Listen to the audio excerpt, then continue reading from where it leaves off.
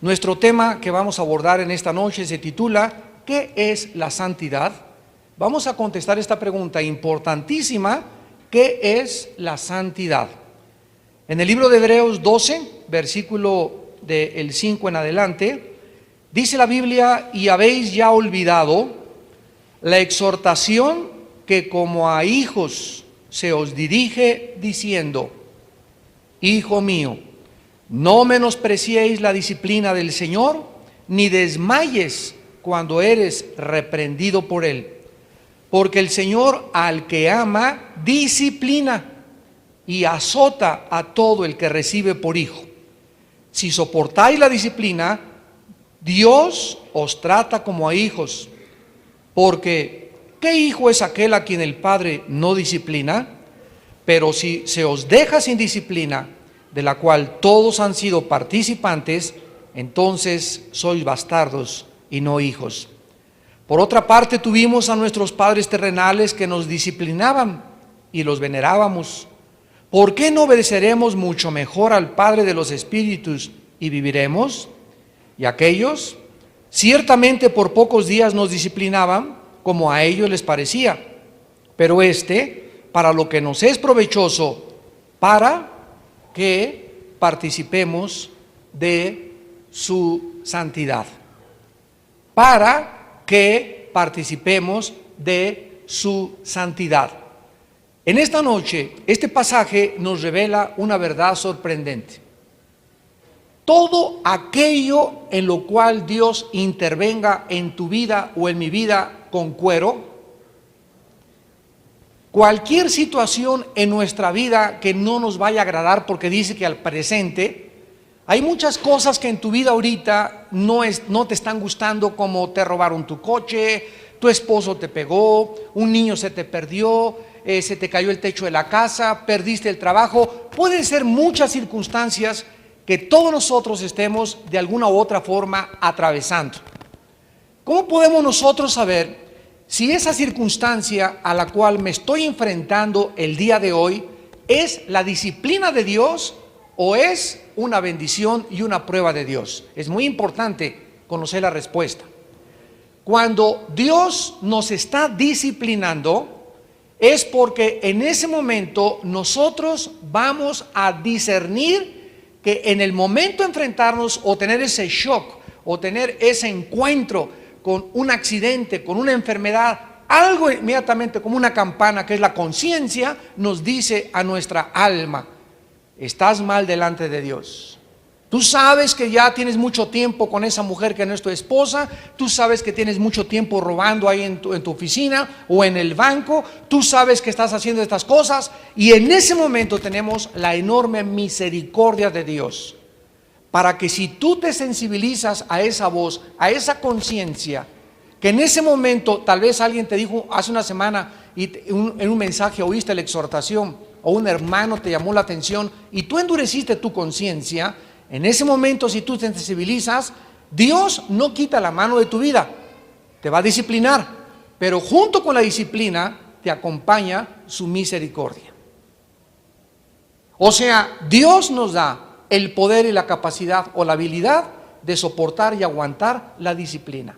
Por eso comienza Hebreos diciendo en el versículo 5: no menosprecies la disciplina del Señor, ni desmayes cuando eres reprendido por Él. Pero si nosotros ante los sucesos negativos de la vida, tragedias, problemas morales, llámale como le quieras, fuiste a la cárcel o te están buscando por las deudas o por lo que robaste, si tú ante las cosas negativas que te persiguen en tu vida te desmayas, te desanimas, tiras la toalla, no, ya no quiero seguir, para esto soy cristiano, etcétera, etcétera, Dios cesa de tratar con tu vida, porque Él no puede tratar con un hijo o una hija rebelde.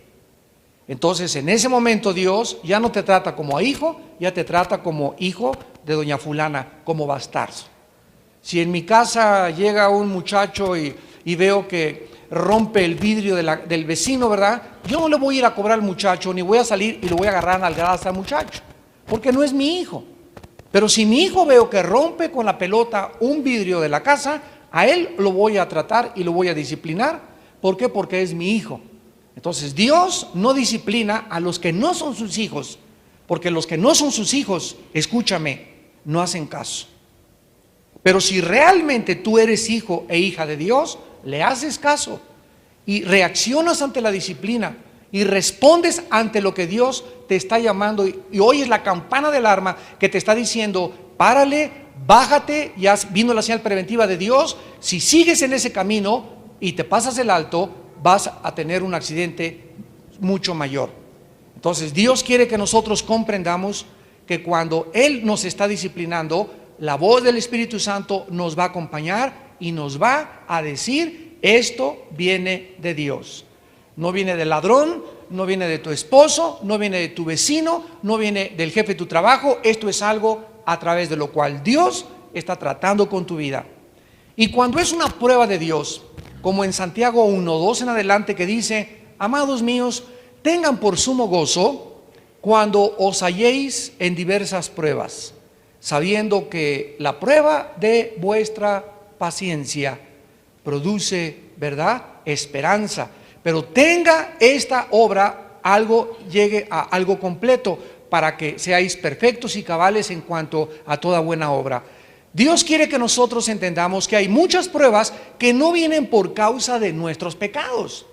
Job es un ejemplo en la Biblia de un hombre justo, un hombre perfecto, un hombre recto en el sentido moral de la palabra, en el cual oraba, tenía temor de Dios y le sobrevino lo peor. Entonces aquí nos muestra esto, que los hombres de su época creían o asociaban que todo lo malo y las tragedias eran para las personas que solamente eran pecadoras, y en su autojusticia ellos decían: son más pecadores que yo, por eso se le cayó su casa, por eso le chocaron su carro, porque yo soy mejor que él. Tengamos mucho cuidado en tener este corazón de enjuiciar a las personas que les sucede cosas malas, porque no siempre, dice la Biblia, las cosas malas le suceden a los muy grandes pecadores. Cuando nosotros estamos atravesando una prueba de Dios y no sabemos qué pasa y comenzamos a orar, nos acompaña una paz que sobrepasa el entendimiento. Dice en el Salmo 112 que el justo, cuando oye malas noticias, no tiene miedo, porque su corazón está confiado en el Señor. No dice que no vamos a tener malas noticias en nuestra vida. Dice que cuando las malas noticias vengan a mi vida y yo estoy bien con el Señor y estoy caminando en ansiedad, no me voy a perturbar. Voy de repente, ¿verdad?, me va a mover el tapete, pero me va a acompañar la paz y voy a saber qué hacer y voy a saber que Dios está conmigo. No voy a perder el piso, no me voy a desanimar, voy a perseverar, voy a orar, voy a acercarme mucho más a Dios, como dice el Salmo 27 también David. Dios es mi luz y mi salvación, ¿de quién temeré? Dios es la fortaleza de mi vida, ¿de quién he de atemorizarme? Si se levantara guerra contra mí, mi corazón está confiado. Cuando mis angustiadores y mis enemigos y mis perseguidores me rodearon, dice David, entonces tropezaron. Pero una cosa demandaré y esta misma buscaré: que esté yo en la casa de Jehová todos los días de mi vida. David buscaba algo y dice: te demando, Señor, te pido, Señor. Fíjense qué interesante, le pide a Dios, pero al mismo tiempo él dice: corresponde a mí que Dios me conteste. Te pido que yo esté en tu casa, y Dios le dice: esto depende de ti. Así como Juan era el discípulo amado, porque no es que Cristo tuviera acepción de personas y tuviera privilegiados, es porque Juan buscaba estar más cerca de Cristo que todos los demás. Así que Dios nos da a nosotros la opción de cuánto queremos de Él. Cuánta intimidad, cuánta comunión, cuánta bendición quieres tú de Dios. Nos da que nosotros determinemos y escojamos qué tan cerca de Él queremos estar. Entonces, cuando atravesamos pruebas, su paz me acompaña, y esto es un sello, una garantía de que no es porque hice algo malo, simplemente, ¿verdad?, es una prueba que estoy atravesando donde mi fe está siendo madurada, está siendo perfeccionada. ¿Con qué propósito le gritas a Dios? ¿Quieres que mi fe sea perfeccionada? Y Él nos contesta con Santiago 1: nuestra paciencia está siendo puesta a prueba. En el libro de Colosenses capítulo 1, el apóstol Pablo comienza a orar por los cristianos de Colosas y le dice a Dios: te pido, Señor, que les des un espíritu que llene del conocimiento su voluntad. Llénalos del conocimiento de tu voluntad con toda sabiduría, inteligencia espiritual. En el capítulo 1 de Colosenses. Y más adelante, en los versículos que siguen, Pablo le dice a Dios: fortalecidos con toda potencia en lo alto, con toda paciencia y longanimidad. A los que les interese, apunten por favor el significado en el original griego de estas dos palabras. La palabra paciencia y la palabra griega upomone, con H, upomone. Escuchen lo que significa: aguantar debajo, permanecer debajo sin inquietarse, soportar. Eso en cuanto a la palabra paciencia. Y la palabra que se tradujo longanimidad es la palabra macrotumia, con K y con T intermedia. Macrotumia, que significa aguantar desdenes, desaires, persecución, calumnias, groserías, etcétera, etcétera. Eso se tradujo longanimidad. En 1 Corintios 13, por ejemplo, cuando dice el amor es sufrido, el amor es macrotumia. El amor, el verdadero amor, sufre todo, aguanta todo, no responde, no maldice, no busca venganza. Y en la cruz del Calvario, Cristo es el ejemplo más grande de que Él aguantó todo, soportó todo, permaneció debajo de la prueba, no se desanimó, no guardó rencor, no se amargó. Y sus últimas palabras fueron: perdónalos porque no saben lo que hacen. Esto es importante porque Pablo ahí en Colosenses está diciendo lo siguiente: ¿quieres aguantar las pruebas de la vida? ¿Quieres aguantar tanto chisme que han levantado contra ti sin que te desanimes y sin que comiences, ay, ya no quiero, y estos, y tratar de vengarte y tratar de buscar? Pues búsquenle y díganle que también él se va a morir. Y comenzamos a tratar de desarrollar o cultivar un espíritu de venganza que nos es perjudicial. ¿Sabes cuál es el secreto de aguantar en la vida? Y de no amargarte y pasar por pruebas y que te cacheteen y que te calumnien y sigas firme y sigas parado y sigas perseverando. El secreto es el poder del Espíritu Santo en tu vida. Te pido, Padre, dice Pablo a los Colosenses, fortalecidos con todo poder, con toda paciencia y longanimidad. Si cuando una prueba viene a tu vida, si cuando alguien me ataca y me agrede y me calumnia, en ese momento yo no estoy lleno del Espíritu Santo, esa prueba y ese ataque, esa persecución me va a lastimar, me va a herir y me va a dejar marcas. Y entonces esas marcas de que estoy herido las voy a manifestar con amargura. Toda persona que tú conozcas amargada contra alguien es porque está lastimada. Tiene heridas del alma que no han sido sanadas. ¿Por qué? Porque no ha querido que Dios lo sane. Prefiere quedarse con su rencor y mantener el orgullo contra su ex esposo, contra su ex esposa, a que el Espíritu Santo lo sane y quede libre de cualquier rencor contra cualquier persona. Por eso es tan importante diario fortalecernos en la palabra, comer la palabra, tener intercurso con la palabra, para que las pruebas que todos los días están llegando a nuestras vidas, problemas con los hijos, problemas en el matrimonio, problemas en el trabajo, no nos lleguen y nos hieran y nos lastimen y nos dejen marcados, donde ya hay personas de 50, 60 años de edad que de tanto balazo y de tanta ametralladora y de tantas cuchilladas que ha recibido en la vida, ¿verdad? Parece el regreso de la momia. ¿Se acuerdan ustedes a los jóvenes en el horno de fuego en el libro de Daniel? Que cayeron al horno de fuego y cuando lo sacaron ni siquiera olían a quemado. ¿Cuál fue la diferencia de que estos jóvenes al salir del horno ni siquiera los botones de la camisa hayan perdido, ni olieran a chamuscados? La diferencia y el secreto fue que cuando estuvieron en el horno y cuando atravesaron esa prueba, había con ellos una cuarta persona, el Hijo de Dios.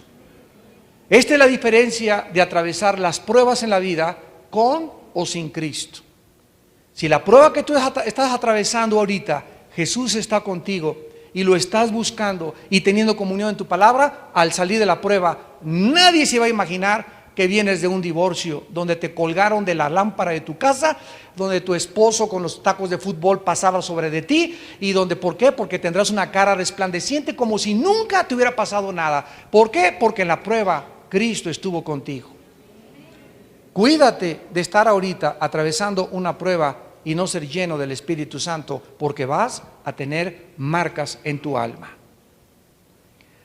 Vemos pues en primer lugar en esta noche que la santidad, este apartamiento que hablamos desde las últimas dos clases, es una obra de Dios, es una obra sobrenatural. El ser humano, como dijo hoy en la mañana el presidente Bush cuando tomó posesión por segunda vez como presidente de Estados Unidos, el presidente Bush dijo en la mañana: nosotros creemos en la libertad y no en la esclavitud, porque traemos la imagen de nuestro Creador. Lo que le da dignidad al ser humano es la imagen de su Creador en su corazón. Esto es lo que le da la dignidad al ser humano, que no venimos de los animales y que no somos animales. Por eso nadie merece ser esclavo en esta vida. Entonces Dios dejó su imagen en nosotros. El pecado la deterioró, la pervirtió. Es como una hoja, regálame, esta hoja, haz de cuenta que esta es la imagen de Dios original en Adán. Y entonces esta imagen de Dios significa que Adán moralmente era santo, moralmente era justo, moralmente conocía la verdad. La santidad, la justicia y la verdad, dice Efesios 4, son las características de la imagen y semejanza de Dios. Pero Adán peca, ¿y qué le pasa a la imagen?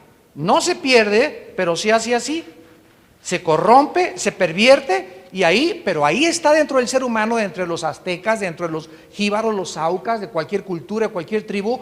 Todos los seres humanos traemos la imagen de Dios. Por eso somos religiosos y por eso buscan ¿qué cosa? Ser santos. Pero creen que la santidad es ser buenos. Ya vimos que la santidad no es ser buenos, sino ser separados y apartados para el servicio de Dios. Entonces, como la santidad la traemos pervertida, todos queremos ser buenos. Al Capone en diciembre se disfrazaba de Santa Claus. Los narcotraficantes más grandes, así los más gruesos, como dicen los jóvenes, le dan y mandan a su religión millones de pesos para limpiarse la conciencia. Los artistas que son homosexuales o que tienen perversiones morales, agarran y le dan dinero a los asilos. Ahora con Tsunami dicen, el banquero fulano de tal, no importa que esté explotando a 5,000 personas, mandó tantos millones al Tsunami. ¿Para qué? Para que ante el mundo puedan ellos ser reconocidos. Porque anhelamos el reconocimiento de que la gente diga, mi compadre no es tan malo. Se confiesa de vez en cuando, trae una medalla aquí de un símbolo de un santo y además le da mucho dinero a su iglesia. Mi compadre es malo, pero no es tan malo. Tiene 2 o 3 amantes, pero no es tan malo. Esta santidad no se puede lograr ni dando dinero, ni perteneciendo a una iglesia, ni yéndonos de rodillas a algún centro religioso, ni haciendo sacrificios. Esta santidad solo puede ser impartida por el Espíritu de Dios. Vayamos a la segunda carta de Pedro. Está después de Hebreos, Santiago y después sigue Pedro, para que no se vayan a Génesis y no anden por allá en el Antiguo Testamento. Segunda de Pedro capítulo 1, versículos 3 y 4. Vamos a meter al microscopio estos versículos tan profundos y tan maravillosos respecto a lo que es la santidad. Dice aquí en 2 de Pedro 1, versículos 3 y 4, como todas las cosas que pertenecen a la vida y a la piedad. Recuerden ustedes que la palabra piedad, eusebia en el griego, significa la vida cerca de Dios. Una persona piadosa es una persona que vive cerca de Dios. Cuando decimos, ay, ten piedad de mí, no sabemos lo que estamos diciendo. Porque la piedad no es misericordia. Deberíamos decir, ten misericordia. Piedad es una persona que vive cerca de Dios. Cuando dice Hechos 10 que Cornelio, el centurión romano, era un hombre piadoso, era un hombre que vivía cerca de Dios. Todas las cosas de la vida, el matrimonio, el noviazgo, el trabajo, los viajes, todo lo que pertenece a la vida y todo lo que pertenece a la vida cerca de Dios, vean lo que dice, nos han sido dadas. Todo lo que tenemos y todo lo que somos no proviene de nosotros, no es inherente a nosotros, nos ha sido dado. Veamos algo, cómo lo podemos recibir por su divino poder. El poder de Dios es lo que nos habilita, no, lo que nos capacita para ser lo que somos, para ser santos, para vivir cerca de Él, para poder ser un buen esposo, para ser una buena esposa, un buen hijo, para llevar un noviazgo santo. Todo tiene que venir de su poder. Todo lo que pertenece a la vida cristiana y a la vida natural viene mediante su divino poder. Ahora dice a continuación que este poder Dios lo ha canalizado a través del conocimiento. Mediante el conocimiento, Dios ha determinado que nosotros podamos recibir la impartición de su poder. Esto está tremendo. Porque hay cristianos, Señor, dame poder, que tiemble ahorita, que tu Espíritu Santo caiga como un rayo y me convierta en He-Man. O dame poder, en el nombre de poder, salte Satanás. Y comenzamos a creer que por los gritos los demonios se van a salir. O por la fuerza de nuestra predicación. Y el poder viene a través del conocimiento. Ahora, esta palabra es muy importante en el original porque es la palabra que describe al conocimiento íntimo. La palabra conocimiento es la palabra griega intercurso. Mi esposa y yo tenemos una relación íntima. ¿Cuándo? Cuando tenemos intercurso sexual. La sexualidad del matrimonio es el punto más íntimo y más santo y más sagrado que existe. Y el matrimonio sin mancilla, Dios lo bendecirá. Pero los fornicarios, los adúlteros, Dios los juzgará. Sea el matrimonio santo y sin mancilla. Porque la expresión sexual es la expresión de la intimidad y del intercurso entre dos seres que alcanzan entre ellos dos en este acto lo más grande que Dios nos ha dado para poder disfrutar nuestros cuerpos, para conocernos y para cooperar con Él en traer seres humanos a este mundo, no para usarlo para mi propio beneficio y para satisfacerme a mí mismo, sino para poder entre los dos poder llegar a este clímax sexual y ser bendecidos por Dios. Es interesante que esta palabra se usó para eso. En el hebreo es yada. Y cuando dice en Génesis 4, Abel conoció a su esposa o conoció a Eva y después nació Caín y Abel, la palabra conocer es yada, que es la que se tradujo en el griego como intercurso y que es la palabra epignosis. Cuando dice que Adán conoció a su esposa, es la palabra yada que significa conocimiento íntimo. Y dice la Biblia en el Salmo, Dios ama la verdad en la intimidad. O sea, Dios nos llama a qué cosa. Tú puedes llegar con una persona y, hola, ¿cómo estás? Un saludo de manos no me va a hacer conocer a esa persona. Y hay cristianos que en la mañana se levantan, Jesucito mío, mi dulce compañero, no me desampare, no, Padre, amén. Sacan su estampita y ya tuvieron comunión con Dios, 20 minutos con la Biblia. Es como si, ¿cómo estás, Señor? Sí, bien, qué bueno, ¿verdad? Bueno, ahí nos vemos, Señor. Cuídame, protégeme el trabajo y en el metro no me dejas que nadie me roba. Y nos vemos, Señor. ¿Tú crees que ese es un intercurso con Él? Necesitamos acercarnos a Dios, conocer a Dios a través del conocimiento de su palabra. Y mientras nosotros, dice la Biblia, el conocimiento de aquel que nos llamó por su gloria y excelencia, por medio de las cuales, a través del conocimiento de la Biblia, encontramos, ¿qué cosa? Versículo 4, preciosas y grandísimas promesas.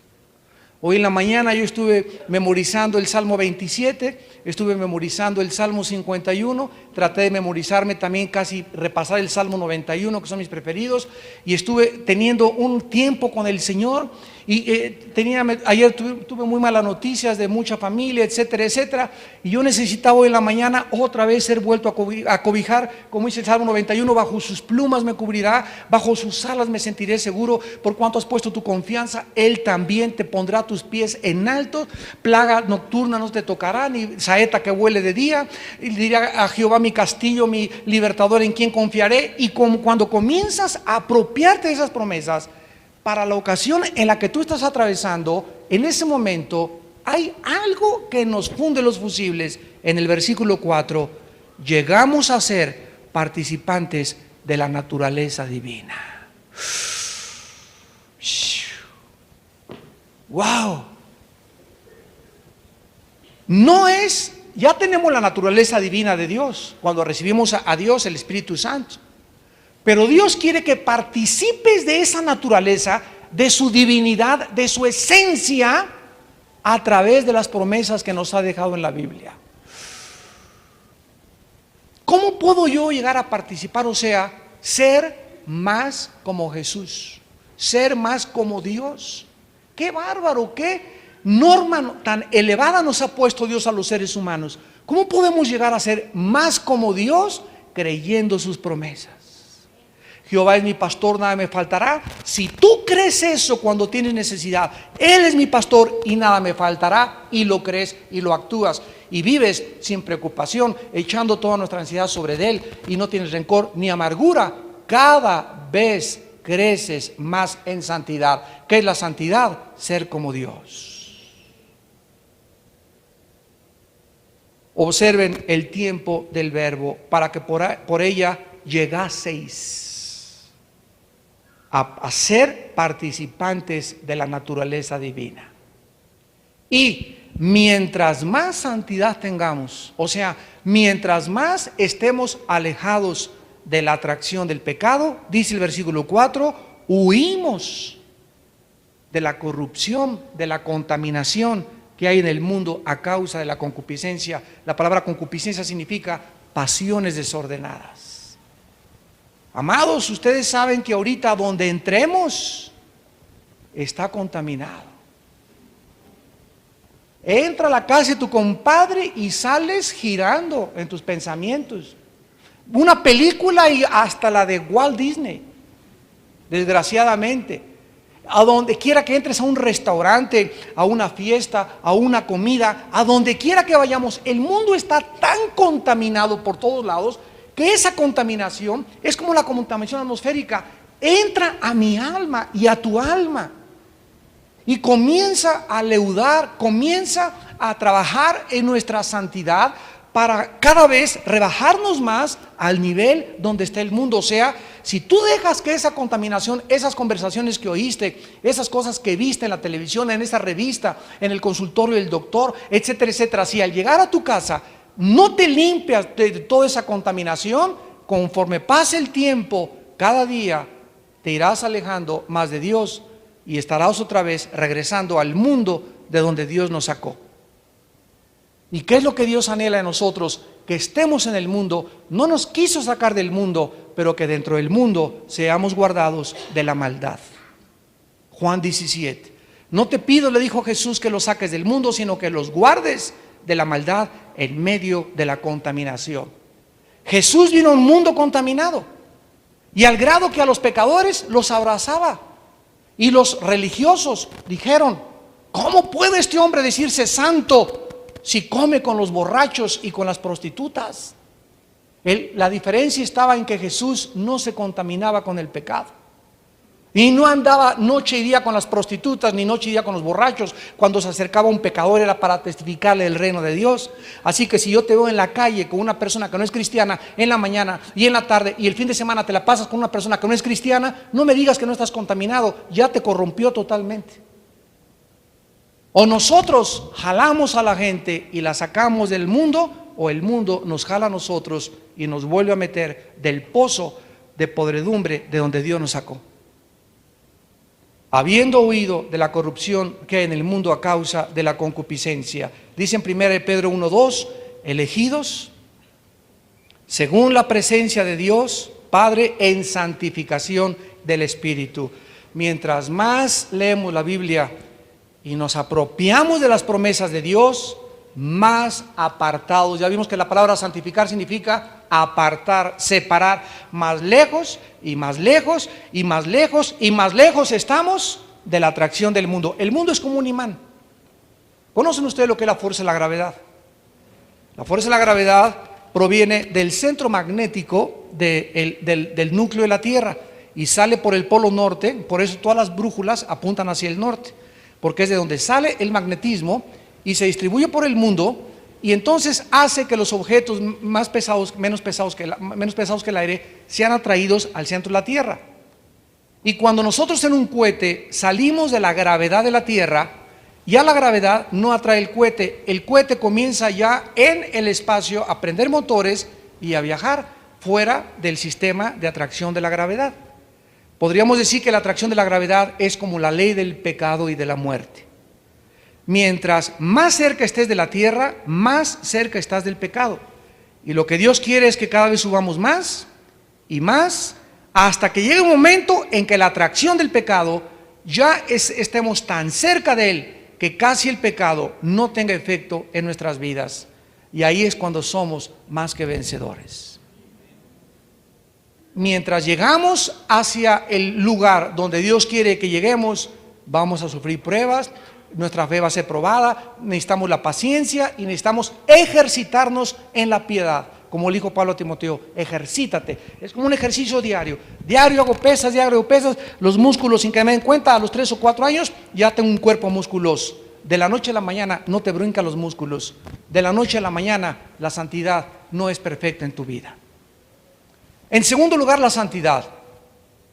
Dice la Biblia, es una obra amplia, porque el pecado depravó, corrompió mi espíritu, mi mente y mi cuerpo.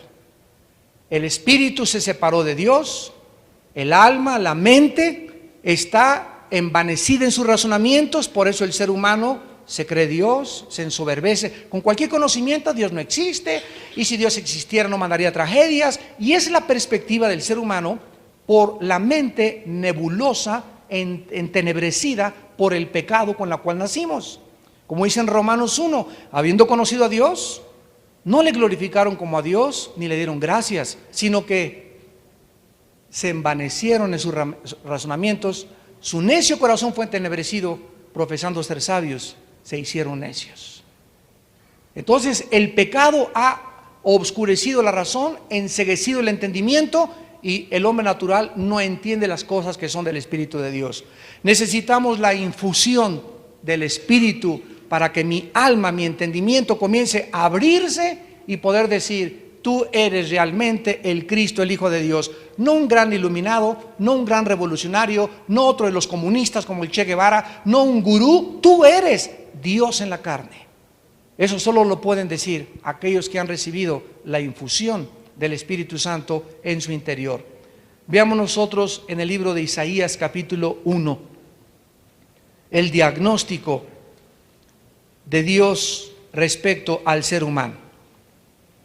Ustedes sabían que por naturaleza los seres humanos y la tendencia de todos los seres humanos, comenzando con el filósofo Jean-Jacques Rousseau, y pasando por todos los grandes filósofos de la época, desde la época de los griegos hasta la época del existencialismo, la época de Jean-Paul Sartre, Nietzsche, Ingersoll, Carlos Sagan, que era astrónomo, todos ellos tenían un factor común denominador muy interesante. Todos creían que somos básicamente buenos. Rousseau comenzó a establecer que la sociedad es la que corrompe al ser humano, que no nacimos buenos, pero que la sociedad, la maldad, el crimen hace que los seres humanos seamos malos. Esto lo creyó Sigmund Freud, el doctor vienés, el padre de la psicología moderna. Y a principios del siglo, comenzó a decir, allá por 1901, o comenzó con 1895, comenzó a decir Freud que el problema humano era básicamente su sexualidad. Y que si el ser humano tenía temores y era religioso, era porque tenía temor a lo desconocido.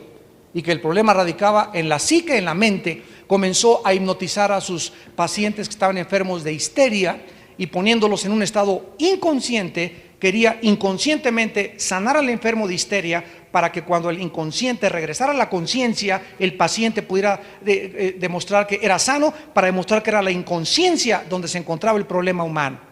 Freud se equivocó porque no es la psique, el problema humano es el espíritu. El pecado y el problema humano va y trasciende mucho más lejos que la mente, radica en la raíz espiritual del ser humano. Nacimos separados de Dios. Y miren lo que dice la Biblia en comparación con estos ateos y filósofos de los últimos siglos. Dice Isaías 1, versículos 5 y 6. ¿Por qué querréis ser castigados aún? ¿Todavía os rebelaréis? Toda cabeza, toda, hasta la del Papa, está enferma y todo corazón doliente. Desde la planta del pie hasta la cabeza no hay en él cosa sana. Hemos nacido con heridas, con hinchazones y podridas llagas. Y hemos nacido sin ser curados, sin ser vendados, ni sin ser suavizadas con aceite. Todos, dice la Biblia, hemos nacido en pecado y en pecado nos concibió nuestra madre. ¿A qué vino Jesús? A sanar a los dolidos de corazón, a poner en libertad a los cautivos y a los presos. En Lucas 4, su primer mensaje fue: he venido el Espíritu de Jehová, repitiendo Isaías 61, me ha venido Dios a ungir para dar buenas noticias y vendar a los quebrantados de corazón. ¿A qué vino Jesús? A sanarnos. Pero hay muchos de ustedes que nos escuchan también por la televisión, que es como si el doctor llega y no me saque la muela, prefiero estar con el dolor, ay qué dolor, pero prefiero ir al dentista. No quiero cirugía, que el cáncer se me quede y que me come y que me pudra, pero no me mete el bisturí. Así hay mucha gente. La persona que le dice no a Jesús le está diciendo: déjame como estoy, herido, podrida llaga, sin vendar, ni quiero que me pongas aceite. Y este es el colmo de la locura humana, que Dios, regalándonos la medicina, el ser humano prefiera morir en sus pecados, por la soberbia intelectual de su corazón y por la ignorancia que en ellos existe. En Romanos capítulo 3, en el Nuevo Testamento, el apóstol Pablo describe aún mucho más gravemente la condición humana, por lo cual requerimos de la santidad. Dice en Romanos 3, versículo 10, como está escrito, no hay justo ni aún uno. Nadie absolutamente en el mundo, desde la perspectiva divina, es capaz de decir: mis obras me llevarán al cielo. Si alguna persona es justa actualmente, son las personas que han puesto su fe en Jesucristo. Romanos 5, justificados por la fe, tenemos paz para con Dios. Pero esa justicia que Dios nos da no es nuestra, nos es imputada desde la cruz del Calvario. Si ahorita yo me puedo llamar justo delante de Dios, no es porque haya hecho algo bueno, sino porque Dios me cubrió con un manto de justicia. Y este manto de justicia, dice en Isaías, no es mío, es el manto de justicia de Jesucristo. La justicia de Cristo nos es imputada y la santidad nos es infundida. Apunta eso. Son dos palabras importantísimas. La justicia es imputada, la santidad infundida. O sea, la justicia es por afuera y la santidad es por dentro. La santidad es interior, no es con cara de San Cristóbal. No hay quien entienda, no hay quien busque a Dios, dice Romanos 3:11. Todos se desviaron a una, se hicieron inútiles, no hay quien haga lo bueno, no hay ni siquiera uno. ¿Se acuerdan del árbol de la ciencia del bien y del mal?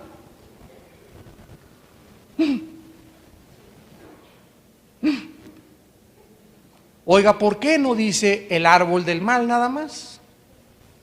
Porque dice que también había bien en ese árbol. El árbol del conocimiento de la ciencia del bien y del mal. ¿Por qué bien? Porque cuando Adán y Eva participaron de ese fruto, en ese momento ellos decidieron qué era el bien y qué era el mal. Por eso es la trampa de Satanás. Satanás te dice, mira, el sexo no es tan malo, conózcanse antes de casarse. Mira, una copa de vez en cuando no te va a caer mal, ¿verdad? Échate una canita al aire, tu esposa no es la única, ¿verdad? Puedes ir con otras mujeres. Y además acuérdate que el que no tranza no avanza. Entonces, hay cosas que parecen buenas a nuestra mente, a nuestra razón, desde nuestra perspectiva, pero no es hasta que venimos a la Biblia que Dios nos muestra que nosotros no nos es dado decidir qué es bueno y qué es malo.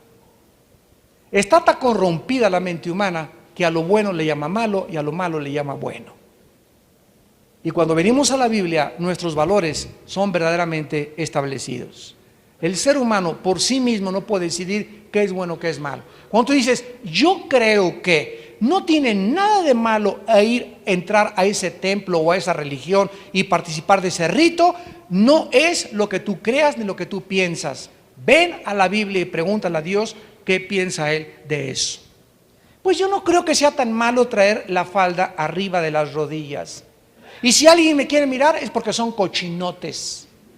Y si traigo el escote por acá es natural y es mi cuerpo. Como dijo hoy en la mañana una actriz, y lo puedo citar, Angelina Jolie, yo amo a las mujeres al igual que los hombres, porque amo el amor en uno y en el otro. Se oye bonito, ¿verdad? Entonces, cuando nosotros oímos este tipo de comentarios de los artistas y de los cantantes y de los políticos, de la gente famosa, nos damos cuenta de qué forma ellos tienen conceptualizado el bien y el mal. En España legalizaron la marihuana dentro de las discotecas. Si sales fuera, te meten a la cárcel. Aquí ni en las discotecas está legalizado. Ahora, en España creen que es bueno fumar mota dentro de una discoteca. En México creemos que no es malo. ¿Quién tiene la razón? Los homosexuales dicen que es un estilo más de vida. Los que no son homosexuales dicen que atentan contra la familia. ¿Quién tiene la razón? Hitler dijo que lo que él hacía era una convicción de que la raza aria tenía que prevalecer sobre los judíos. Eran los enemigos del mundo. En el juicio de Nuremberg, cuando juzgaron a los generales alemanes dijeron, seguíamos órdenes. Y en eso el juicio, y los mandaron a ahorcar con la pena de muerte, porque decidieron los jueces en el juicio de Nuremberg que en el momento en que hay guerra y tenemos una orden que viole los principios morales de la Biblia, la persona tiene que arriesgarse a que le hagan corte marcial, pero obedecer antes la conciencia dentro del corazón. En la guerra de Vietnam en los 60s, muchos soldados fueron traídos a corte marcial porque llegaban a las aldeas y el sargento les decía, comenzaron a darles marihuana para que pudieran enloquecerse, y les dijeron, maten civiles igual que vietnamitas. Y muchos soldados que eran cristianos dijeron, no mato a ningún civil. Y entonces, por desobedecer órdenes en tiempo de guerra, regresaron y les hicieron corte marcial. A todos los perdonaron por haber obedecido la voz de la conciencia moral. ¿Se dan cuenta que no podemos decir nosotros lo que es bueno y lo que es malo? Porque sería entonces algo relativo. Para lo que a ti es bueno, para mí es malo. Para mí es malo, para ti es bueno. ¿Quién tiene la razón? ¿O no existe la verdad absoluta? Y cuando no existe el absolutismo, existe el relativismo. Y cuando existe el relativismo, existe la anarquía, porque cada quien hace lo que según ante sus ojos es bueno. Así acabó el libro de los jueces. Cada quien hacía lo que parecía bueno delante de su corazón. Y para terminar, ¿por qué es necesaria la santidad? En primer lugar, para tener comunión con Dios. Si tú en la noche llegas a tu casa, Señor, te pido que me des trabajo. Te pido por una noviecita, a alguien con quien casarme, que ya mi esposo no me pegue. Y al estar orando, en tu vida no hay limpieza, Dios, aunque te escucha, no te va a contestar. Y vas a sentir que oras y oras y oras, ¿y qué pasa? has llegado a conceptualizar a Dios como la lámpara del genio. Aquí hay mucha gente que llega ahorita después del estudio, hermano, vengo a que ore por mi hijita que está acá, de 18 años. A ver, ven para acá, nena. Y le digo, ¿tú eres cristiana? No. Y le digo al papá, ¿por qué quiere que ore por su hija? ¿Qué cree que esto es como la religión de que ya nada más con 3 o 4 monedas ya vamos a orar y como a lámpara Aladino le pides al genio para que sane su hija? Yo no puedo elige por su hija hasta que no se convierta. Porque lo que Dios quiere en su hija es la salvación, no la sanidad. Una vez de que recibe a Cristo, que le pida a Dios que la sane. Pero a Dios no le interesa sanar el cuerpo y que sigas igual de tonto mentalmente. Él puede darte un par de pies a un paralítico, pero puede seguir con la cabeza cuadrada en sus pensamientos sin conocer a Dios. Dios viene a cambiar nuestra manera de pensar. Le interesa más que tú camines o que el tumor o que el cáncer desaparezca de tu vida, que cambies tu manera de pensar. Sin santidad, dice Hebreos 12:15, nadie verá a Dios. En el Salmo 66:18 dice la Biblia, si en mi corazón hubiera visto la iniquidad, no podría yo presentarme delante de Dios. Dios no me hubiera escuchado.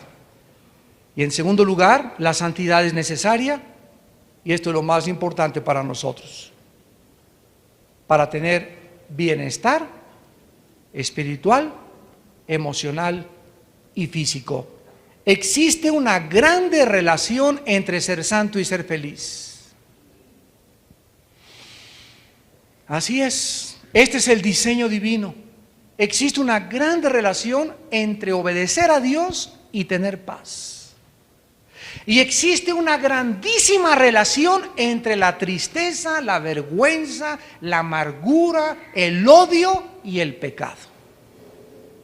Porque el pecado siempre va asociado con la miseria, con la intranquilidad, con la infidelidad, con la paranoia, con la neurosis, con la intranquilidad, con la inseguridad, con la desesperanza.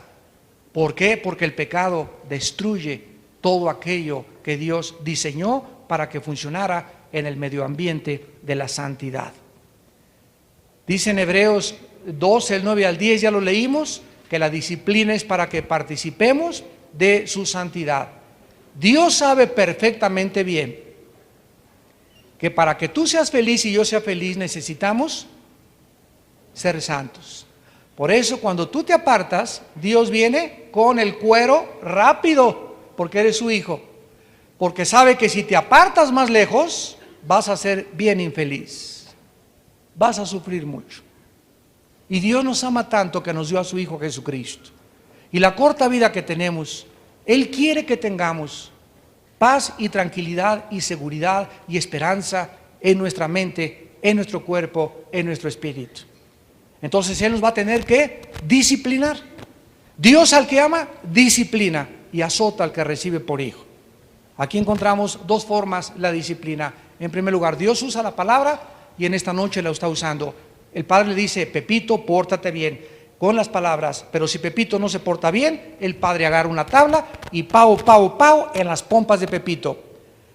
El padre le dice a Pepito, te amo con las palabras y le dice, te amo con la vara. El que detiene al castigo, a su hijo aborrece.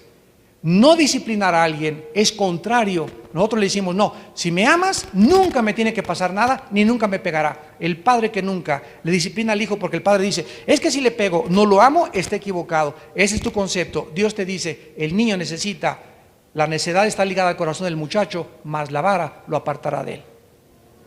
Ay, si Dios existiera, no hubiera tsunamis, no hubiera tragedias, y no sabemos cuántas cosas son necesarias para que sean despertadores, llamadas de alarma a nuestro corazón, que Dios nos anuncia, el juicio viene, el juicio viene, el juicio viene.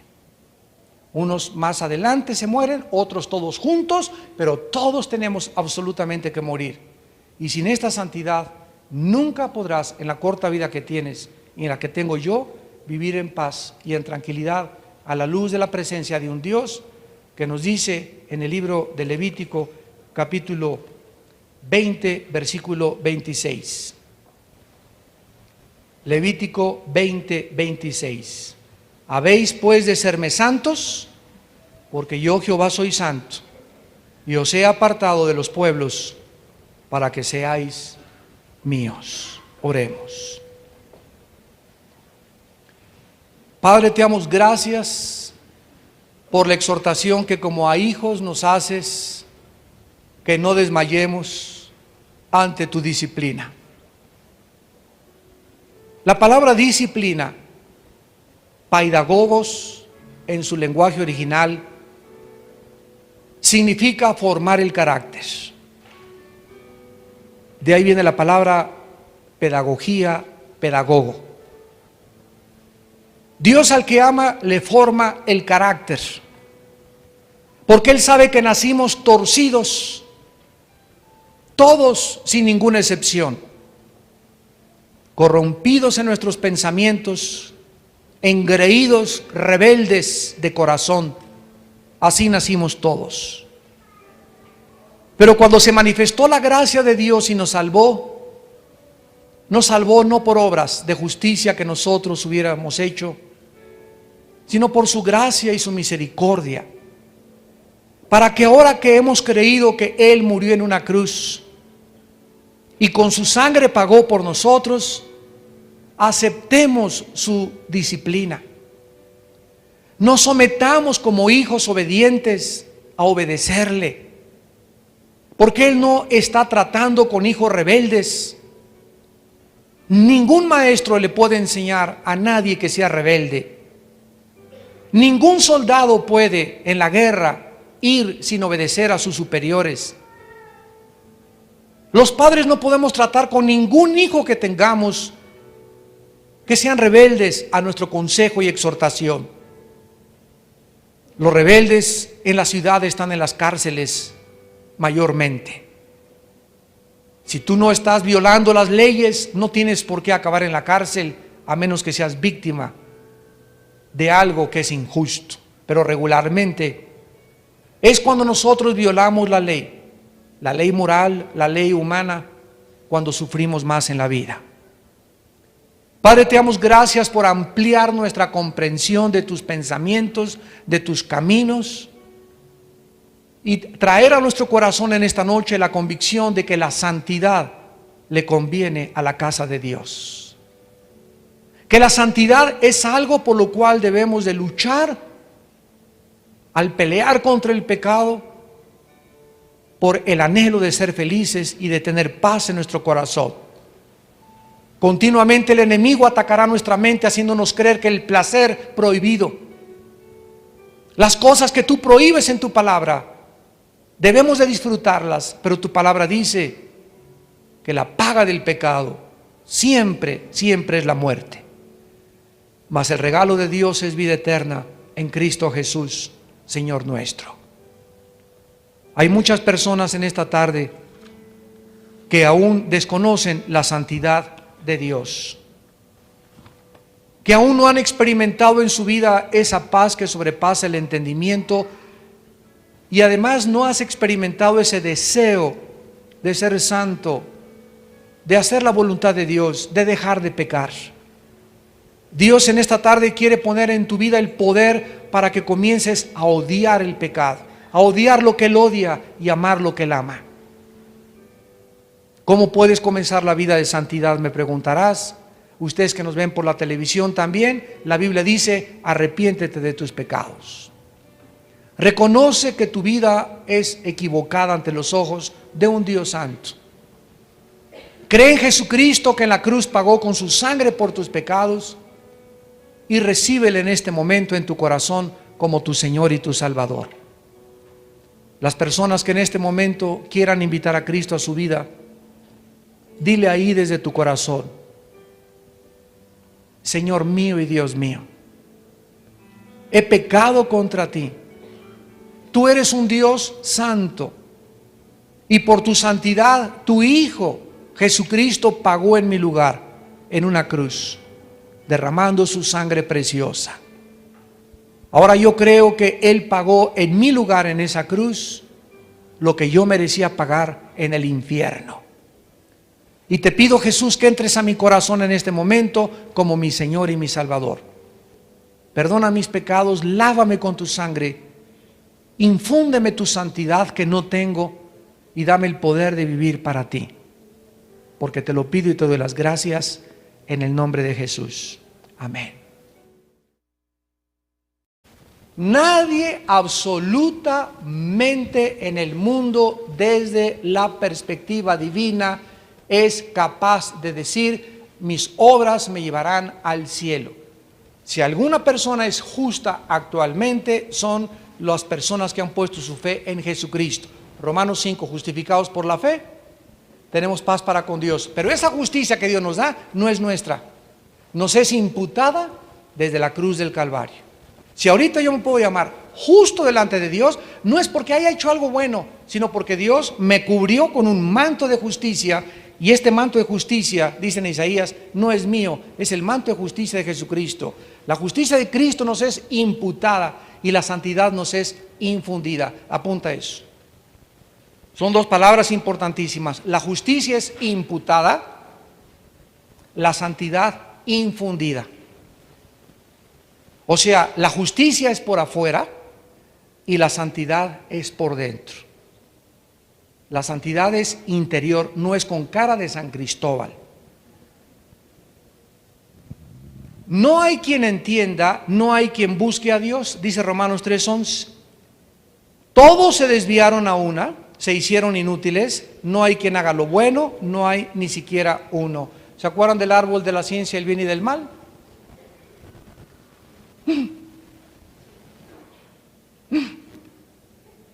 Oiga, ¿por qué no dice el árbol del mal nada más? Porque dice que también había bien en ese árbol. El árbol del conocimiento de la ciencia del bien y del mal. ¿Por qué bien? Porque cuando Adán y Eva participaron de ese fruto, en ese momento ellos decidieron qué era el bien y qué era el mal. Por eso es la trampa de Satanás. Satanás te dice: mira, el sexo no es tan malo, conózcanse antes de casarse. Mira, una copa de vez en cuando no te va a caer mal, ¿verdad? Échate una canita al aire, tu esposa no es la única, ¿verdad? Puedes ir con otras mujeres. Y además acuérdate que el que no tranza no avanza. Entonces hay cosas que parecen buenas a nuestra mente, a nuestra razón, desde nuestra perspectiva, pero no es hasta que venimos a la Biblia que Dios nos muestra que nosotros no nos es dado decidir qué es bueno y qué es malo. Está tan corrompida la mente humana que a lo bueno le llama malo y a lo malo le llama bueno. Y cuando venimos a la Biblia, nuestros valores son verdaderamente establecidos. El ser humano por sí mismo no puede decidir qué es bueno, qué es malo. Cuando tú dices: yo creo que no tiene nada de malo entrar a ese templo o a esa religión y participar de ese rito, no es lo que tú creas ni lo que tú piensas. Ven a la Biblia y pregúntale a Dios qué piensa Él de eso. Pues yo no creo que sea tan malo traer la falda arriba de las rodillas. Y si alguien me quiere mirar es porque son cochinotes. Y si traigo el escote por acá es natural y es mi cuerpo. Como dijo hoy en la mañana una actriz, y lo puedo citar, Angelina Jolie: yo amo a las mujeres al igual que los hombres, porque amo el amor en uno y en el otro. Se oye bonito, ¿verdad? Entonces, cuando nosotros oímos este tipo de comentarios de los artistas y de los cantantes y de los políticos, de la gente famosa, nos damos cuenta de qué forma ellos tienen conceptualizado el bien y el mal. En España legalizaron la marihuana dentro de las discotecas. Si sales fuera, te meten a la cárcel. Aquí ni en las discotecas está legalizado. Ahora, en España creen que es bueno fumar mota dentro de una discoteca. En México creemos que no es malo. ¿Quién tiene la razón? Los homosexuales dicen que es un estilo más de vida. Los que no son homosexuales dicen que atentan contra la familia. ¿Quién tiene la razón? Hitler dijo que lo que él hacía era una convicción de que la raza aria tenía que prevalecer sobre los judíos. Eran los enemigos del mundo. En el juicio de Nuremberg, cuando juzgaron a los generales alemanes dijeron: seguíamos órdenes. Y en eso el juicio, y los mandaron a ahorcar con la pena de muerte, porque decidieron los jueces en el juicio de Nuremberg que en el momento en que hay guerra y tenemos una orden que viole los principios morales de la Biblia, la persona tiene que arriesgarse a que le hagan corte marcial, pero obedecer antes la conciencia dentro del corazón. En la guerra de Vietnam en los 60s, muchos soldados fueron traídos a corte marcial, porque llegaban a las aldeas y el sargento les decía, comenzaron a darles marihuana para que pudieran enloquecerse, y les dijeron, maten civiles igual que vietnamitas. Y muchos soldados que eran cristianos dijeron, no mato a ningún civil. Y entonces, por desobedecer órdenes en tiempo de guerra, regresaron y les hicieron corte marcial. A todos los perdonaron por haber obedecido la voz de la conciencia moral. ¿Se dan cuenta que no podemos decir nosotros lo que es bueno y lo que es malo? Porque sería entonces algo relativo. Para lo que a ti es bueno, para mí es malo. Para mí es malo, para ti es bueno. ¿Quién tiene la razón? ¿O no existe la verdad absoluta? Y cuando no existe el absolutismo, existe el relativismo. Y cuando existe el relativismo, existe la anarquía, porque cada quien hace lo que según ante sus ojos es bueno. Así acabó el libro de los jueces. Cada quien hacía lo que parecía bueno delante de su corazón. Y para terminar, ¿por qué es necesaria la santidad?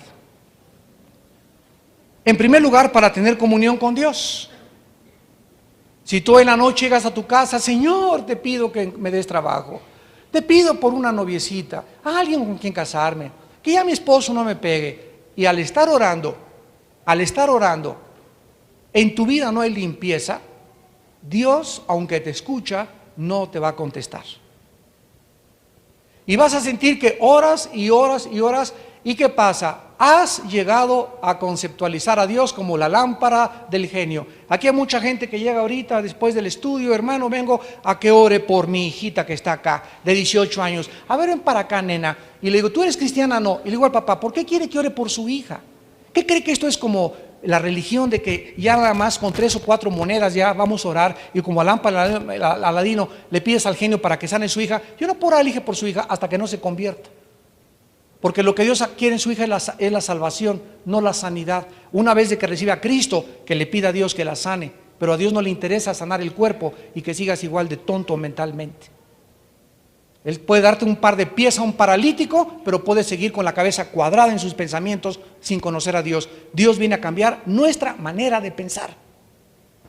Le interesa más que tú camines, o que el tumor o que el cáncer desaparezca de tu vida, que cambies tu manera de pensar. Sin santidad, dice Hebreos 12:15, nadie verá a Dios. En el Salmo 66:18 dice la Biblia, si en mi corazón hubiera visto la iniquidad, no podría yo presentarme delante de Dios. Dios no me hubiera escuchado. Y en segundo lugar, la santidad es necesaria, y esto es lo más importante para nosotros, para tener bienestar espiritual, emocional y físico. Existe una grande relación entre ser santo y ser feliz. Así es, este es el diseño divino. Existe una grande relación entre obedecer a Dios y tener paz. Y existe una grandísima relación entre la tristeza, la vergüenza, la amargura, el odio y el pecado. Porque el pecado siempre va asociado con la miseria, con la intranquilidad, con la infidelidad, con la paranoia, con la neurosis, con la intranquilidad, con la inseguridad, con la desesperanza. ¿Por qué? Porque el pecado destruye todo aquello que Dios diseñó para que funcionara en el medio ambiente de la santidad. Dice en Hebreos 12, el 9 al 10, ya lo leímos, que la disciplina es para que participemos de su santidad. Dios sabe perfectamente bien que para que tú seas feliz y yo sea feliz necesitamos ser santos. Por eso cuando tú te apartas, Dios viene con el cuero rápido, porque eres su hijo. Porque sabe que si te apartas más lejos, vas a ser bien infeliz. Vas a sufrir mucho. Y Dios nos ama tanto que nos dio a su Hijo Jesucristo. Nuestro tema que vamos a abordar en esta noche se titula ¿qué es la santidad? Vamos a contestar esta pregunta importantísima: ¿qué es la santidad? En el libro de Hebreos 12, versículo del 5 en adelante, dice la Biblia: y habéis ya olvidado la exhortación que como a hijos se os dirige diciendo: Hijo mío, no menospreciéis la disciplina del Señor, ni desmayes cuando eres reprendido por Él. Porque el Señor al que ama, disciplina y azota a todo el que recibe por hijo. Si soportáis la disciplina, Dios os trata como a hijos. Porque, ¿qué hijo es aquel a quien el Padre no disciplina? Pero si se os deja sin disciplina, de la cual todos han sido participantes, entonces sois bastardos y no hijos. Por otra parte, tuvimos a nuestros padres terrenales que nos disciplinaban y los venerábamos. ¿Por qué no obedeceremos mucho mejor al Padre de los Espíritus y viviremos? Y aquellos, ciertamente por pocos días nos disciplinaban, como a ellos les parecía, pero para lo que nos es provechoso, para que participemos de su santidad. Para que participemos de su santidad. En esta noche, este pasaje nos revela una verdad sorprendente. Todo aquello en lo cual Dios intervenga en tu vida o en mi vida con cuero, cualquier situación en nuestra vida que no nos vaya a agradar, porque dice que al presente, hay muchas cosas que en tu vida ahorita no te están gustando, como te robaron tu coche, tu esposo te pegó, un niño se te perdió, se te cayó el techo de la casa, perdiste el trabajo. Pueden ser muchas circunstancias que todos nosotros estemos de alguna u otra forma atravesando. ¿Cómo podemos nosotros saber si esa circunstancia a la cual me estoy enfrentando el día de hoy es la disciplina de Dios o es una bendición y una prueba de Dios? Es muy importante conocer la respuesta. Cuando Dios nos está disciplinando, es porque en ese momento nosotros vamos a discernir que en el momento de enfrentarnos o tener ese shock o tener ese encuentro con un accidente, con una enfermedad, algo inmediatamente como una campana, que es la conciencia, nos dice a nuestra alma: estás mal delante de Dios. Tú sabes que ya tienes mucho tiempo con esa mujer que no es tu esposa, tú sabes que tienes mucho tiempo robando ahí en tu oficina o en el banco, tú sabes que estás haciendo estas cosas, y en ese momento tenemos la enorme misericordia de Dios, para que si tú te sensibilizas a esa voz, a esa conciencia, que en ese momento tal vez alguien te dijo hace una semana y en un mensaje oíste la exhortación, o un hermano te llamó la atención y tú endureciste tu conciencia, en ese momento, si tú te sensibilizas, Dios no quita la mano de tu vida, te va a disciplinar, pero junto con la disciplina te acompaña su misericordia. O sea, Dios nos da el poder y la capacidad o la habilidad de soportar y aguantar la disciplina. Por eso comienza Hebreos diciendo en el versículo 5: no menosprecies la disciplina del Señor, ni desmayes cuando eres reprendido por Él. Pero si nosotros ante los sucesos negativos de la vida, tragedias, problemas morales, llámale como le quieras, fuiste a la cárcel o te están buscando por las deudas o por lo que robaste, si tú ante las cosas negativas que te persiguen en tu vida, te desmayas, te desanimas, tiras la toalla, no, ya no quiero seguir, para esto soy cristiano, etcétera, etcétera, Dios cesa de tratar con tu vida. Porque Él no puede tratar con un hijo o una hija rebelde. Entonces, en ese momento Dios ya no te trata como a hijo, ya te trata como hijo de doña fulana, como bastardo. Si en mi casa llega un muchacho y veo que rompe el vidrio del vecino, ¿verdad? Yo no le voy a ir a cobrar al muchacho, ni voy a salir y lo voy a agarrar a nalgadas al muchacho, porque no es mi hijo. Pero si mi hijo veo que rompe con la pelota un vidrio de la casa, a él lo voy a tratar y lo voy a disciplinar. ¿Por qué? Porque es mi hijo. Entonces Dios no disciplina a los que no son sus hijos, porque los que no son sus hijos, escúchame, no hacen caso. Pero si realmente tú eres hijo e hija de Dios, le haces caso y reaccionas ante la disciplina y respondes ante lo que Dios te está llamando y oyes la campana de alarma que te está diciendo: párale, bájate, ya vino la señal preventiva de Dios. Si sigues en ese camino y te pasas el alto, vas a tener un accidente mucho mayor. Entonces Dios quiere que nosotros comprendamos que cuando Él nos está disciplinando, la voz del Espíritu Santo nos va a acompañar y nos va a decir: esto viene de Dios. No viene del ladrón, no viene de tu esposo, no viene de tu vecino, no viene del jefe de tu trabajo. Esto es algo a través de lo cual Dios está tratando con tu vida. Y cuando es una prueba de Dios, como en Santiago 1:2 en adelante, que dice: amados míos, tengan por sumo gozo cuando os halléis en diversas pruebas, sabiendo que la prueba de vuestra paciencia produce, ¿verdad?, esperanza. Pero tenga esta obra llegue a algo completo, para que seáis perfectos y cabales en cuanto a toda buena obra. Dios quiere que nosotros entendamos que hay muchas pruebas que no vienen por causa de nuestros pecados. Job es un ejemplo en la Biblia de un hombre justo, un hombre perfecto, un hombre recto en el sentido moral de la palabra, en el cual oraba, tenía temor de Dios y le sobrevino lo peor. Entonces aquí nos muestra esto, que los hombres de su época creían o asociaban que todo lo malo y las tragedias eran para las personas que solamente eran pecadoras, y en su autojusticia ellos decían: son más pecadores que yo, por eso se le cayó su casa, por eso le chocaron su carro, porque yo soy mejor que él. Tengamos mucho cuidado en tener este corazón de enjuiciar a las personas que les sucede cosas malas, porque no siempre dice la Biblia las cosas malas le suceden a los muy grandes pecadores.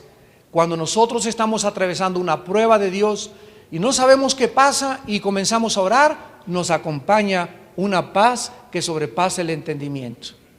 Dice en el Salmo 112 que el justo, cuando oye malas noticias, no tiene miedo, porque su corazón está confiado en el Señor. No dice que no vamos a tener malas noticias en nuestra vida. Dice que cuando las malas noticias vengan a mi vida y yo estoy bien con el Señor y estoy caminando en ansiedad, no me voy a perturbar. Voy de repente, ¿verdad?, me va a mover el tapete, pero me va a acompañar la paz y voy a saber qué hacer y voy a saber que Dios está conmigo. No voy a perder el piso, no me voy a desanimar, voy a perseverar, voy a orar, voy a acercarme mucho más a Dios, como dice el Salmo 27 también David. Dios es mi luz y mi salvación, ¿de quién temeré? Dios es la fortaleza de mi vida, ¿de quién he de atemorizarme? Si se levantara guerra contra mí, mi corazón está confiado. Cuando mis angustiadores y mis enemigos y mis perseguidores me rodearon, dice David, entonces tropezaron. Pero una cosa demandaré y esta misma buscaré: que esté yo en la casa de Jehová todos los días de mi vida. David buscaba algo y dice: te demando, Señor, te pido, Señor. Fíjense qué interesante, le pide a Dios, pero al mismo tiempo él dice: corresponde a mí que Dios me conteste. Te pido que yo esté en tu casa, y Dios le dice: esto depende de ti.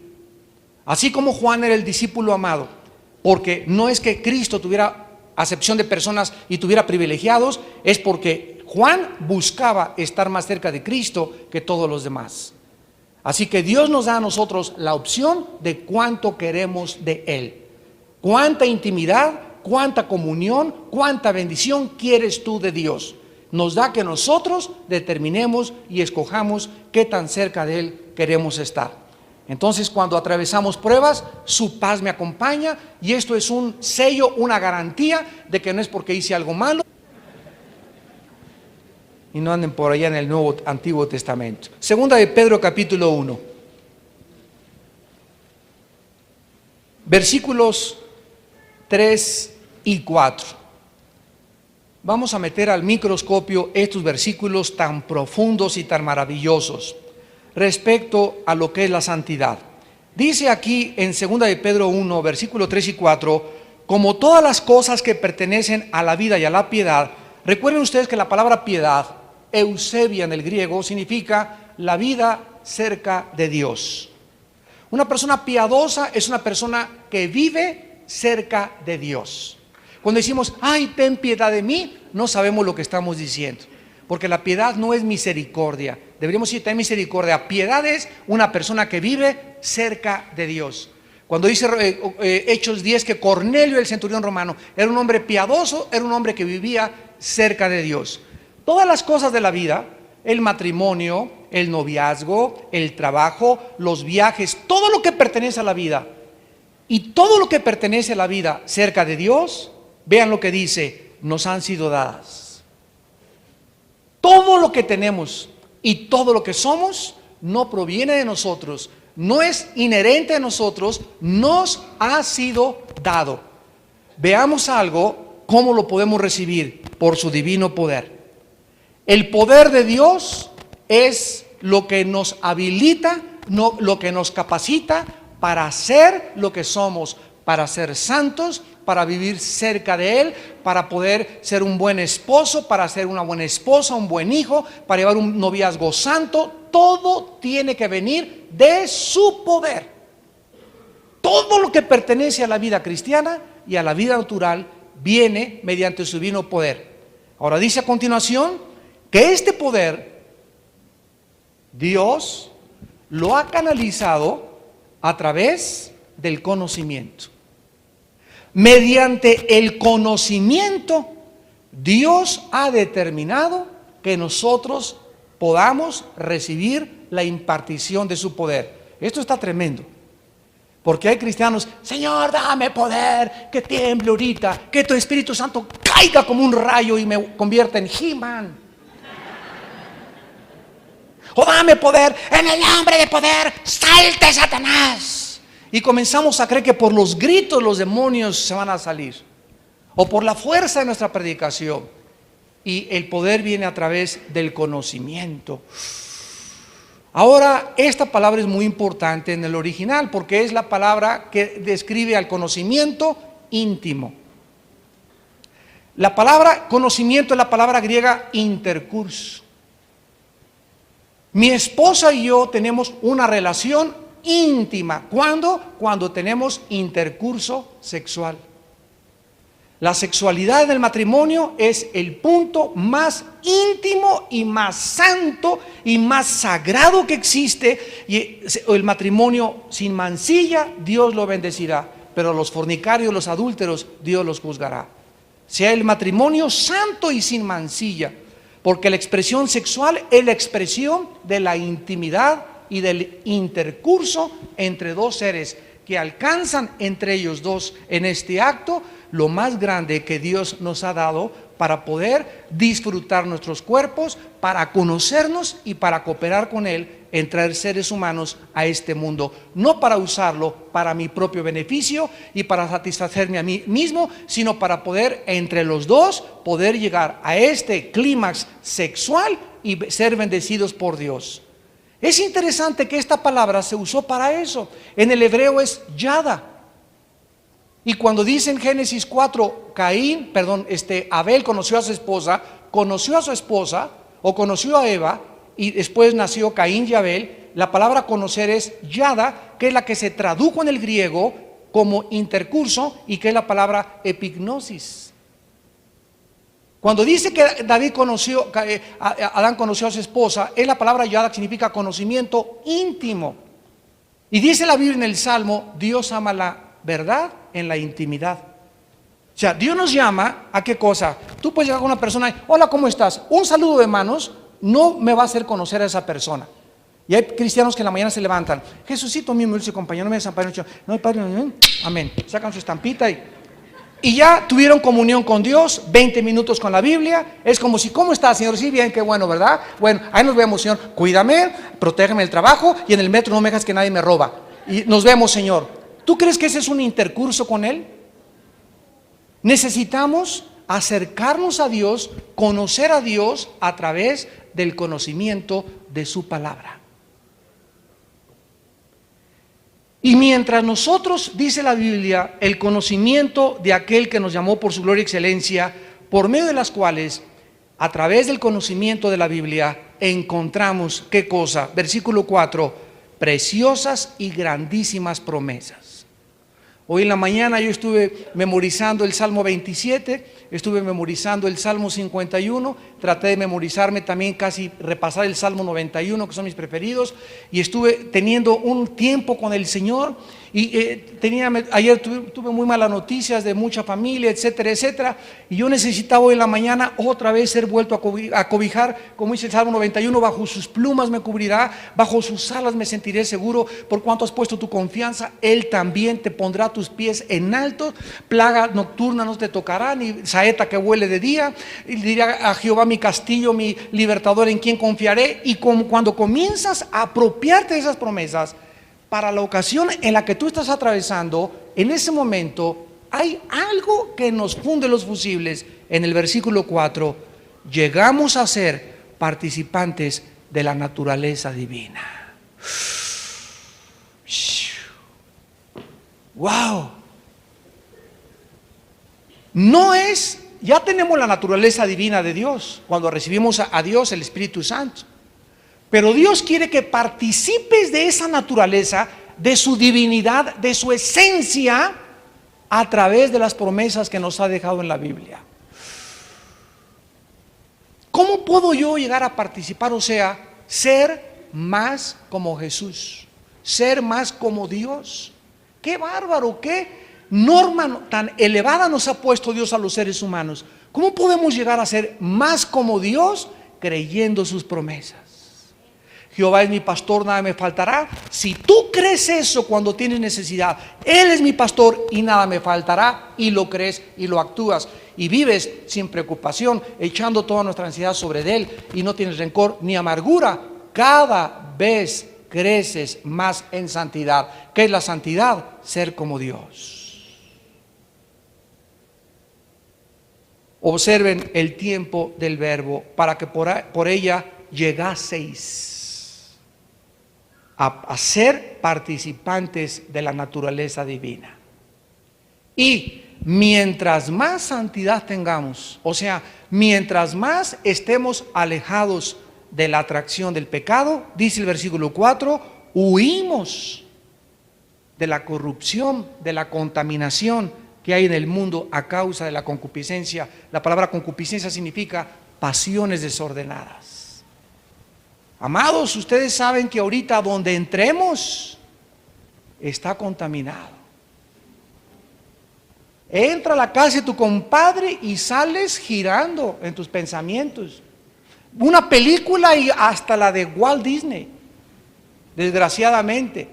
A donde quiera que entres, a un restaurante, a una fiesta, a una comida, a donde quiera que vayamos, el mundo está tan contaminado por todos lados que esa contaminación es como la contaminación atmosférica, entra a mi alma y a tu alma y comienza a leudar, comienza a trabajar en nuestra santidad para cada vez rebajarnos más al nivel donde está el mundo. O sea, si tú dejas que esa contaminación, esas conversaciones que oíste, esas cosas que viste en la televisión, en esa revista, en el consultorio del doctor, etcétera, etcétera, si al llegar a tu casa no te limpias de toda esa contaminación, conforme pase el tiempo, cada día te irás alejando más de Dios y estarás otra vez regresando al mundo de donde Dios nos sacó.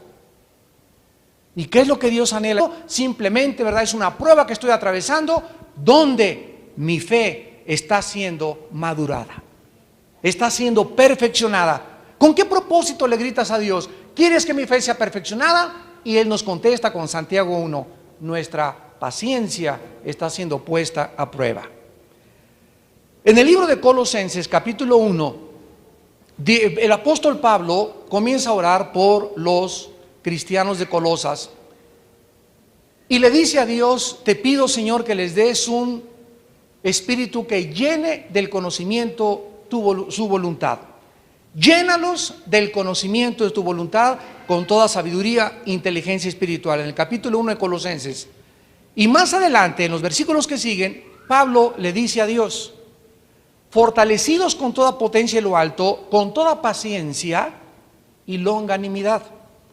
A los que les interese, apunten por favor el significado en el original griego de estas dos palabras. La palabra paciencia y la palabra griega upomone, con H, upomone. Escuchen lo que significa: aguantar debajo. Permanecer debajo sin inquietarse. Soportar. Eso en cuanto a la palabra paciencia. Y la palabra que se tradujo longanimidad es la palabra macrotumia, con K y con T intermedia. Macrotumia, que significa aguantar desdenes, desaires, persecución, calumnias, groserías, etcétera, etcétera. Eso se tradujo longanimidad.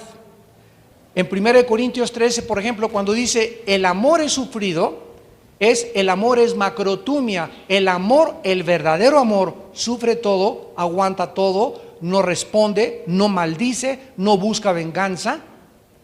Y en la cruz del Calvario, Cristo es el ejemplo más grande de que Él aguantó todo, soportó todo, permaneció debajo de la prueba, no se desanimó, no guardó rencor, no se amargó. Y sus últimas palabras fueron: perdónalos porque no saben lo que hacen. Esto es importante porque Pablo ahí en Colosenses está diciendo lo siguiente: ¿quieres aguantar las pruebas de la vida? ¿Quieres aguantar tanto chisme que han levantado contra ti sin que te desanimes y sin que comiences, ay, ya no quiero, y y tratar de vengarte y tratar de buscar? Pues búsquenle, díganle que también él se va a morir.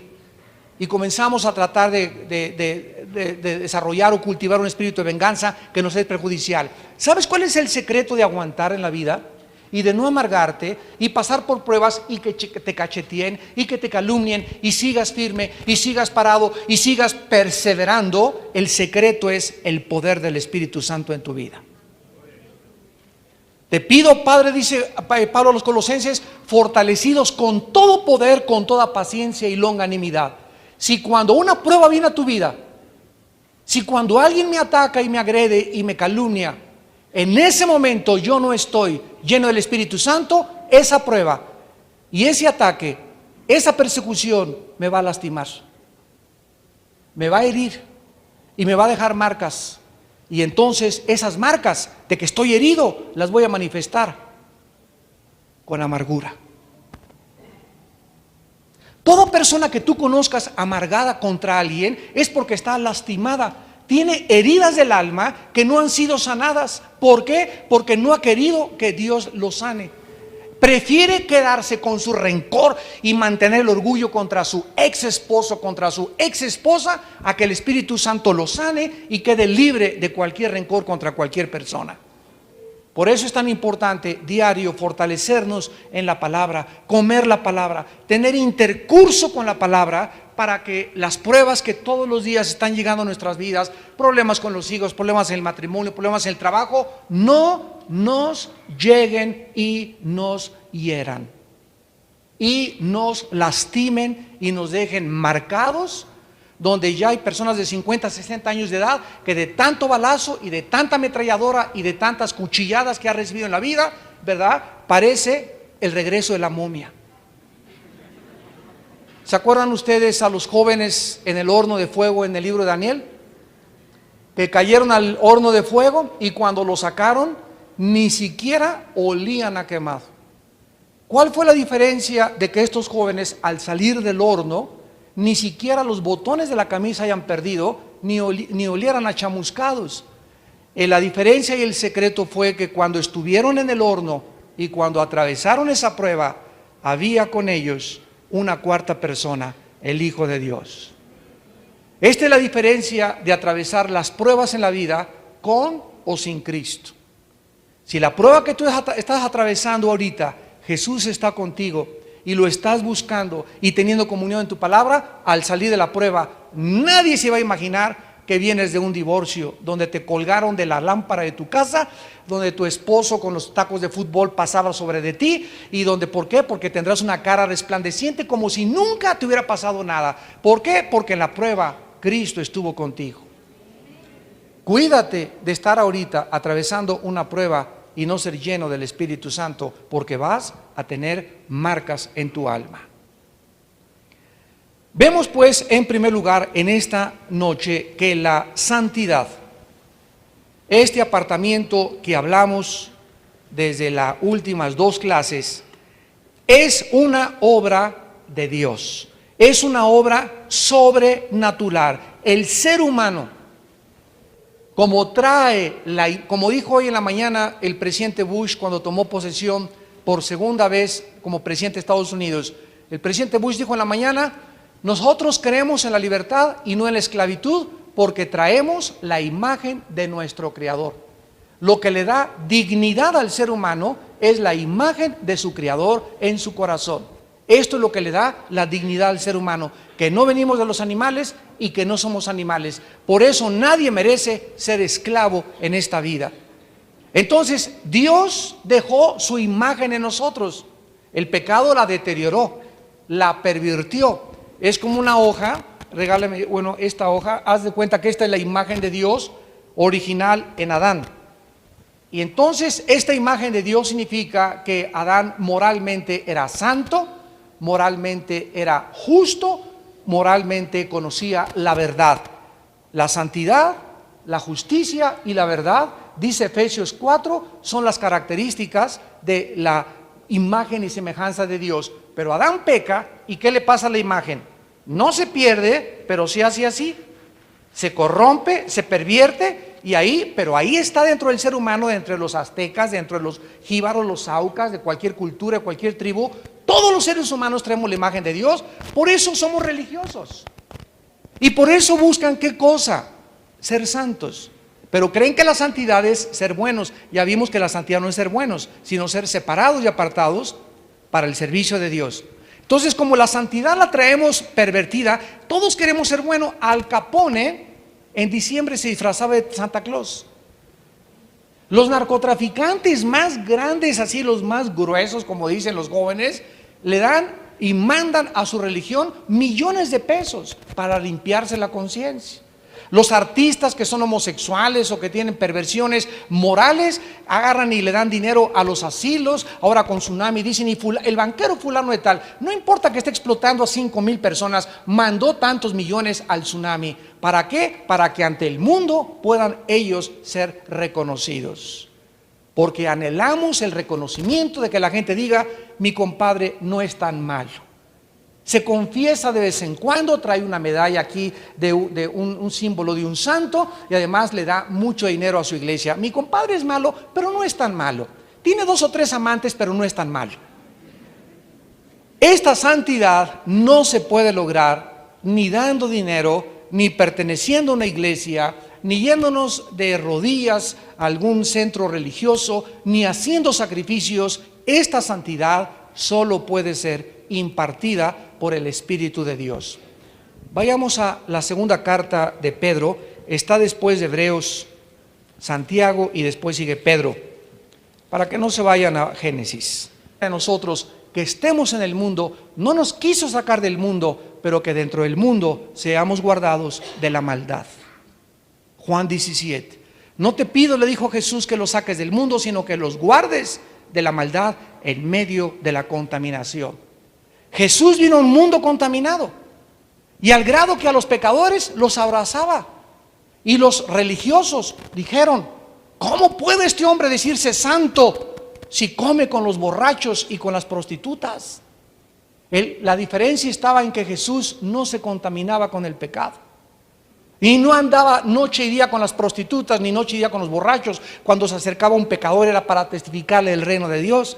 Así que si yo te veo en la calle con una persona que no es cristiana, en la mañana y en la tarde, y el fin de semana te la pasas con una persona que no es cristiana, no me digas que no estás contaminado, ya te corrompió totalmente.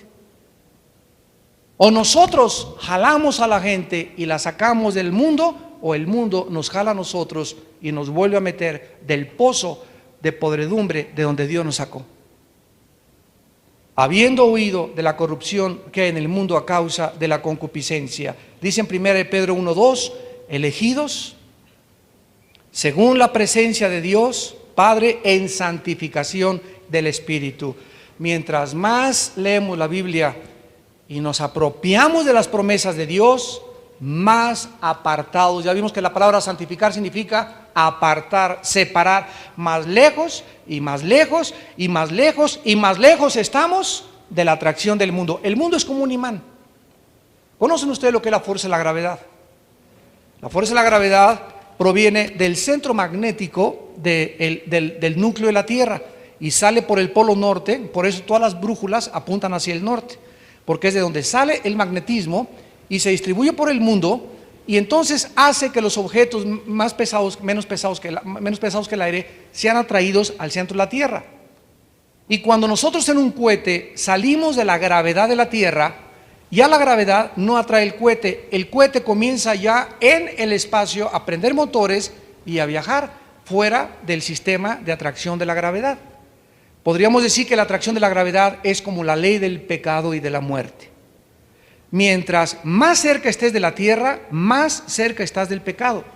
Y lo que Dios quiere es que cada vez subamos más y más, hasta que llegue un momento en que la atracción del pecado ya estemos tan cerca de él que casi el pecado no tenga efecto en nuestras vidas. Y ahí es cuando somos más que vencedores. Mientras llegamos hacia el lugar donde Dios quiere que lleguemos, vamos a sufrir pruebas, nuestra fe va a ser probada, necesitamos la paciencia y necesitamos ejercitarnos en la piedad. Como le dijo Pablo a Timoteo, ejercítate. Es como un ejercicio diario. Diario hago pesas, los músculos sin que me den cuenta, a los 3 o 4 años ya tengo un cuerpo musculoso. De la noche a la mañana no te brincan los músculos. De la noche a la mañana la santidad no es perfecta en tu vida. En segundo lugar, la santidad. Dice la Biblia, es una obra amplia, porque el pecado depravó, corrompió mi espíritu, mi mente y mi cuerpo. El espíritu se separó de Dios, el alma, la mente está envanecida en sus razonamientos, por eso el ser humano se cree Dios, se ensoberbece. Con cualquier conocimiento Dios no existe, y si Dios existiera no mandaría tragedias, y esa es la perspectiva del ser humano por la mente nebulosa, entenebrecida por el pecado con la cual nacimos. Como dice en Romanos 1, habiendo conocido a Dios, no le glorificaron como a Dios, ni le dieron gracias, sino que se envanecieron en sus razonamientos, su necio corazón fue entenebrecido, profesando ser sabios, se hicieron necios. Entonces el pecado ha obscurecido la razón, enceguecido el entendimiento, y el hombre natural no entiende las cosas que son del Espíritu de Dios. Necesitamos la infusión del Espíritu para que mi alma, mi entendimiento comience a abrirse y poder decir, tú eres realmente el Cristo, el Hijo de Dios. No un gran iluminado, no un gran revolucionario, no otro de los comunistas como el Che Guevara, no un gurú, tú eres Dios en la carne. Eso solo lo pueden decir aquellos que han recibido la infusión del Espíritu Santo en su interior. Veamos nosotros en el libro de Isaías capítulo 1, el diagnóstico de Dios respecto al ser humano. Ustedes sabían que por naturaleza los seres humanos y la tendencia de todos los seres humanos, comenzando con el filósofo Jean-Jacques Rousseau, y pasando por todos los grandes filósofos de la época, desde la época de los griegos hasta la época del existencialismo, la época de Jean-Paul Sartre, Nietzsche, Ingersoll, Carlos Sagan, que era astrónomo, todos ellos tenían un factor común denominador muy interesante. Todos creían que somos básicamente buenos. Rousseau comenzó a establecer que la sociedad es la que corrompe al ser humano, que no nacimos buenos, pero que la sociedad, la maldad, el crimen hace que los seres humanos seamos malos. Esto lo creyó Sigmund Freud, el doctor vienés, el padre de la psicología moderna. Y a principios del siglo comenzó a decir, allá por 1901, o comenzó con 1895, comenzó a decir Freud que el problema humano era básicamente su sexualidad, y que si el ser humano tenía temores y era religioso, era porque tenía temor a lo desconocido, y que el problema radicaba en la psique, en la mente. Comenzó a hipnotizar a sus pacientes que estaban enfermos de histeria, y poniéndolos en un estado inconsciente, quería inconscientemente sanar al enfermo de histeria para que cuando el inconsciente regresara a la conciencia, el paciente pudiera demostrar que era sano, para demostrar que era la inconsciencia donde se encontraba el problema humano.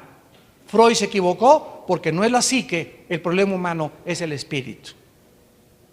El pecado y el problema humano va y trasciende mucho más lejos que la mente, radica en la raíz espiritual del ser humano. Nacimos separados de Dios. Y miren lo que dice la Biblia en comparación con estos ateos y filósofos de los últimos siglos. Dice Isaías 1, versículos 5 y 6. ¿Por qué querréis ser castigados aún? ¿Todavía os rebelaréis? Toda cabeza, toda, hasta la del Papa, está enferma y todo corazón doliente. Desde la planta del pie hasta la cabeza no hay en él cosa sana. Hemos nacido con heridas, con hinchazones y podridas llagas. Y hemos nacido sin ser curados, sin ser vendados, ni sin ser suavizadas con aceite. Todos, dice la Biblia, hemos nacido en pecado, y en pecado nos concibió nuestra madre. ¿A qué vino Jesús? A sanar a los dolidos de corazón, a poner en libertad a los cautivos y a los presos. En Lucas 4, su primer mensaje fue: he venido el Espíritu de Jehová, repitiendo Isaías 61, me ha venido Dios a ungir para dar buenas noticias y vendar a los quebrantados de corazón. ¿A qué vino Jesús? A sanarnos. Pero hay muchos de ustedes que nos escuchan también por la televisión, que es como si el doctor llega y no me saque la muela, prefiero estar con el dolor, ay qué dolor, pero prefiero ir al dentista. No quiero cirugía, que el cáncer se me quede y que me come y que me pudra, pero no me mete el bisturí. Así hay mucha gente. La persona que le dice no a Jesús le está diciendo: déjame como estoy, herido, podrida llaga, sin vendar, ni quiero que me pongas aceite.